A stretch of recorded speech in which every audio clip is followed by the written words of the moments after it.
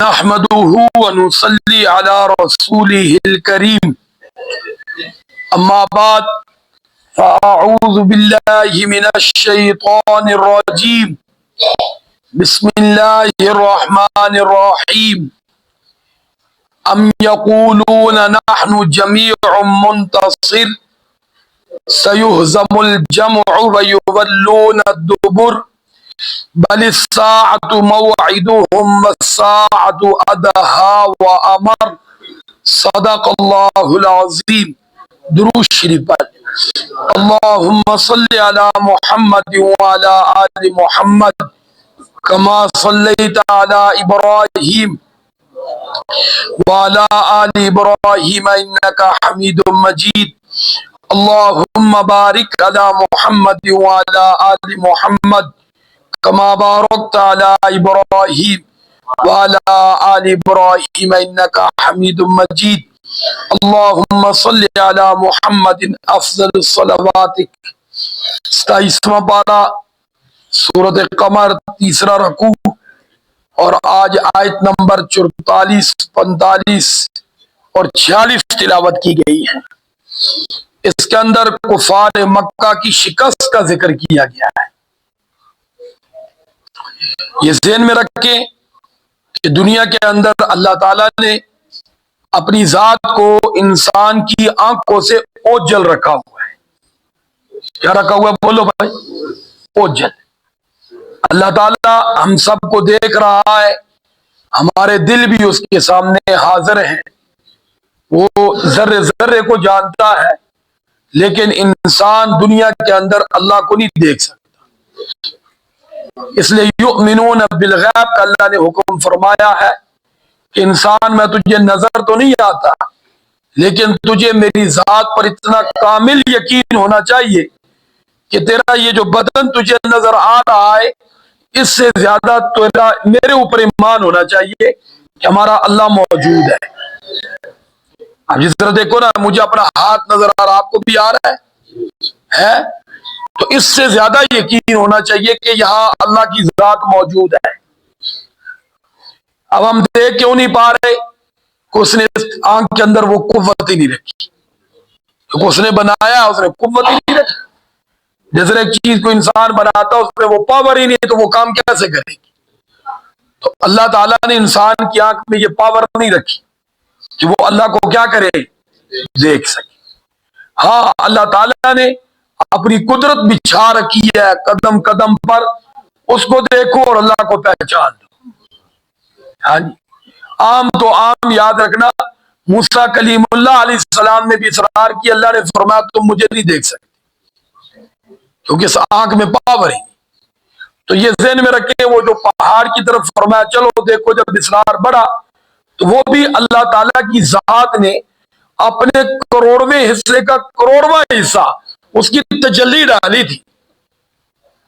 اللہ نے کوئی اپنی ذات کا دیدار نہیں کروایا تھا. کس کو؟ موسیٰ علیہ السلام. باقی جنت کے اندر اللہ تعالیٰ انسان کو یہ پاور دے گا، وہ بھی اللہ دے گا. ان آنکھوں میں پاور دے گا کہ اللہ کا دیدار کریں گی. تو انسان یہاں جب اللہ کو دیکھ نہیں نہ پا رہا، طاقت نہیں، تو اپنی بعض طاقت کے بل بوتے پر بہت کچھ بول جاتا ہے. ہاں، من اشد منا قوہ، قوم عاد کہتے تھے ہمارے سے مضبوط کوئی ہے؟ ہمارا کوئی مقابلہ کر سکتا ہے؟ ہمیں کوئی شکست دے سکتا ہے؟ تو یہی جملہ کفار مکہ بھی بولا کرتے تھے. بہت سارا مقابلے میں تھے نا کمزور لوگ. کون لوگ تھے؟ بولو.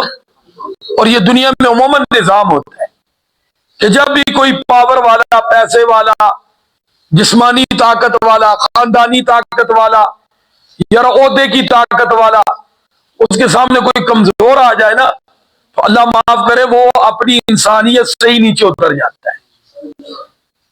وہ پھر بڑا کہتا ہے تیری اوقات ہی کیا ہے، تو کون ہے، تیری حیثیت کیا ہے. یعنی بڑی عجیب ڈائلاگ مارنے لگ جاتا ہے. بھول جاتا ہے کہ میں بھی اسی کی طرح ایک انسان ہوں.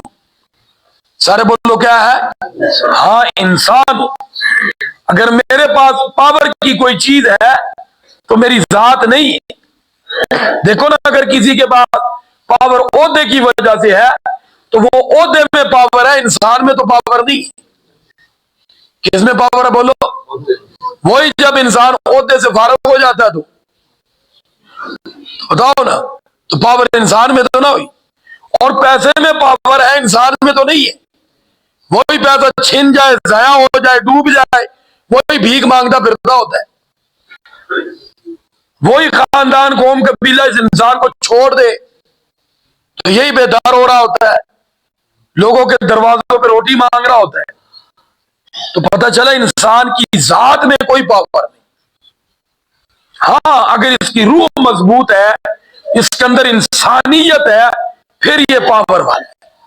لیکن پھر اس کی پاور غلط استعمال نہیں ہوگی، پھر اس کی پاور اللہ رب العزت کے ساتھ تعلق کی بنیاد پر خدمت خلق کی صورت میں استعمال ہوگی۔ پھر یہ درندہ نہیں ہوگا، پھر یہ خادم ہوگا لوگوں کا۔ کیا ہوگا بولو بھائی؟ ہاں، لیکن اگر اللہ سے تعلق نہیں، روح کمزور ہے، جسم بظاہر تھوڑا سا طاقتور ہو گیا، کوئی 4 روپے آ گئے، تو پھر یہ درندہ ہوگا، پھر یہ فائدہ نہیں پہنچائے گا، لوگوں کو نوچے گا، لوگوں کو لوٹے گا۔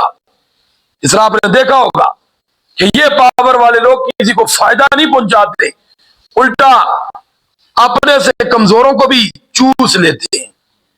ہاں جی، اپنی جیب میں لاکھوں کروڑوں روپیہ جناب وہ موبائل میں اکاؤنٹ میں ہوگا، لیکن دوسرے کا 100 بھی دیکھ کر دل کرے گا وہ بھی میرے پاس آ جائے، وہ بھی بولو میرے پاس آ جائے۔ تو یہاں بھی آج کے سبق میں خاص طور پہ ان کا یہ ڈائلاگ ذکر کیا گیا ہے کفار مکہ کا، کہ وہ بھی کمزور صحابہ سے کیونکہ ان کا ذرا واسطہ پڑا تھا، تو کہتے تھے ہمارا مقابلہ کون کر سکتا ہے، یہ بھی ڈائلاگ مارتے تھے وہ پہلے قوم عاد سمود کی طرح۔ ہاں جی، تو بہرحال اللہ رب العزت نے ذکر کی ہے ان کی بات، فرمایا ام یقولون نحن جمیع منتصر۔ جب ان کو ڈرایا جاتا تھا نا اللہ تعالیٰ سے، تو فرمایا یا یہ کہا کہتے تھے کہ ہماری فرمایا اللہ تعالیٰ نے جمیع جمیت، کیونکہ سردار تھے اور کثیر تھے، کافر زیادہ تھے، مشرک کیا تھے بولو بھائی، اور صحابہ گنے چنے تھے، اس لیے کہتے تھے ہماری جمعیت اگر کسی کے مقابلے میں کسی آفت وغیرہ میں آئی تو منتصر، ہم اپنا بچاؤ خود کر لیں گے، ہمیں کسی کی مدد کی ضرورت نہیں ہے۔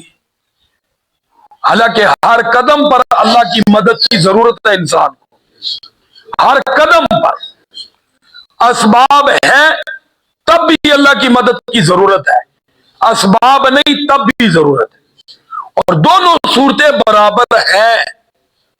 یہ نہیں جملہ یہاں بولا جا سکتا کہ اسباب ہے تب بھی ضرورت ہے، نہیں ہے تب زیادہ ضرورت ہے، نہیں، اسباب میں بھی اتنی ہی اللہ کی مدد کی ضرورت ہے جتنی اسباب نہ ہونے کی صورت میں۔ بولو نہ ہونے کی، میرا جملہ نہیں سمجھا، اس کو ذرا غور کر لینا۔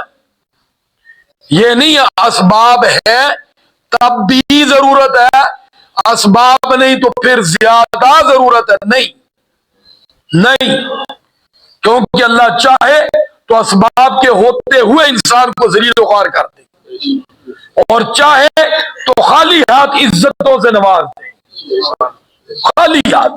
یہ ادھر بیٹھے ہوئے قاری عثمان صاحب، اس کے بعد پاسپورٹ کے پیسے نہیں ہیں، بتانے لگے میں 3 مہینے کے لیے سعودیہ وزٹ پہ جا رہا ہوں۔ کون لے کے جا رہا بولو؟ کون؟ جی ہاں، پیسے سے کو نہیں جاتی، اور پھر آگے بھی پورے عزائم میں ہی رہنے کی ہے، اللہ انشاءاللہ رکھے۔ تو اس لیے میرے بھائی اسباب ہیں تب بھی اللہ کی اتنی ہی ضرورت ہے جتنی اسباب نہ ہونے کی صورت میں ہوتی ہے، کیونکہ اسباب کو بھی مؤثر اللہ ہی بناتا ہے اور غیر مؤثر بھی اللہ ہی بناتا ہے۔ کتنے لوگ اب بے اولاد ہے، عزت کی زندگی جی رہے ہیں، کتنے سب بے اولاد ہے، ذلیل و خوار ہو رہے ہیں، رو رو کے کہتے ہیں یہ نہیں ہوتے تو اچھا تھا، جی ہاں، تو اب بتاؤ یہ بھی تو ایک اسباب ہے نا دنیا میں. کیا چیز؟ اولاد. عزت کا ذریعہ، زینت کا ذریعہ، قوت کا ذریعہ، راحت کا ذریعہ، جنہوں لمبی فہرست ہے. لیکن اللہ نے وہ سبب دے کر ان کو ذلیل کر دیا. وہ سارے لوگوں کی نگاہ میں عزت والے ہیں لیکن اولاد کی وجہ سے ذلیل ہے. سارے کہتے ہیں میری بڑی عزت ہے لیکن بیٹا تیری وجہ سے میں نا شرمندہ ہو جاتا ہوں، کہیں منہ دکھانے کے قابل نہیں. خاندان میں مجھے لوگ بیز کرتے ہیں، محلے میں کرتے ہیں. بتاؤ عزت کی چیز میں ذلت آ گئی نا.